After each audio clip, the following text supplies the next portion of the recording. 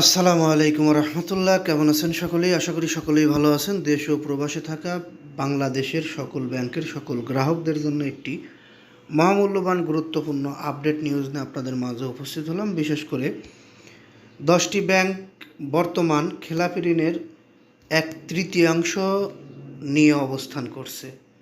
5 ব্যাংকের আমানতকারীরা সম্মিলিত ইসলামী ব্যাংকে ট্রান্সফার হওয়ার পরও বিভিন্ন ধরনের আমানত তুলতে পারছে না। এর সমাধান কোথায়? কবে থেকেই বা তারা নির্দ্বিধায় নিজস্ব আমানতের টাকা তুলতে পারবে?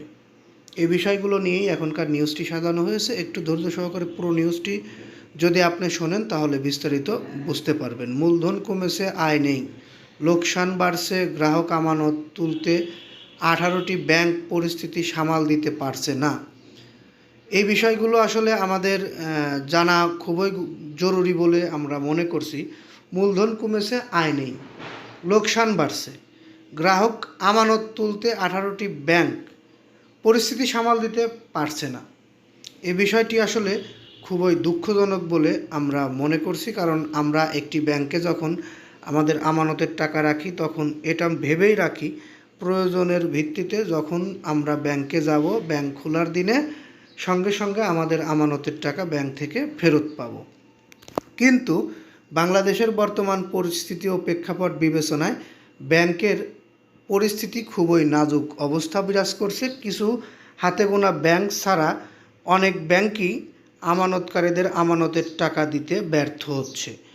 এর মধ্যে অলরেডি 5টি ব্যাংক তারা তাদের আমানতের টাকা ফেরত না দিতে পারায় সরকার তাদেরকে একত্রিত করে সম্মিলিত ইসলামী ব্যাংক নামে ব্যাংক গঠন করে আমানতকারীদের কিছু পরিমাণ টাকা ফেরত দিয়েছে। এখনও আমানতকারীরা দাঁড়ে দাঁড়ে ঘুরছে শুধুমাত্র টাকা তোলার জন্য। তারপরও বিভিন্ন স্থায়ী ভিত্তিতে যে টাকাগুলো রাখা হয়েছিল সেই টাকাগুলো এখনও ফেরত পাচ্ছে না গ্রাহকরা। আজকেও আমরা একটি সংবাদ পেয়েছি, ডিপিএসের টাকা বা এফডিআরের টাকা এখন পর্যন্ত টিল নাও আজকে পর্যন্ত সম্মিলিত ইসলামী ব্যাংক দিচ্ছে না। খেলাপি ঋণের 69% অর্থাৎ 1/3 10টি ব্যাংকে। এই 10টি ব্যাংকের অবস্থা কী পরিমাণ খারাপ হতে পারে অবশ্যই আপনারা শিরোনামেই সেটা বুঝতে পেরেছেন।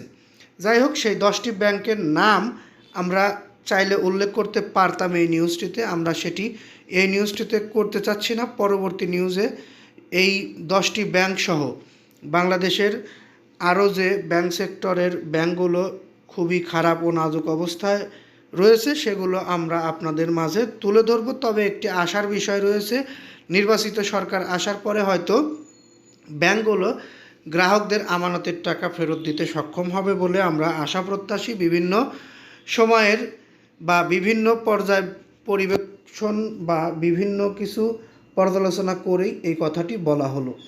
এই কথাটি যদিও আমার পার্সোনাল কোনো কথা নয়, অনেক পর্যালোচনা করা ব্যক্তিদের বা যারা এই খাতে বিশিষ্ট ব্যক্তি, বিশ্লেষক, তাদের কথা এটি। নির্বাচিত সরকার আসলে ব্যাংক গ্রাহকদের আমানতের টাকা নিয়ে আর চিন্তিত হতে হবে না বলে আমরা প্রত্যাশিত।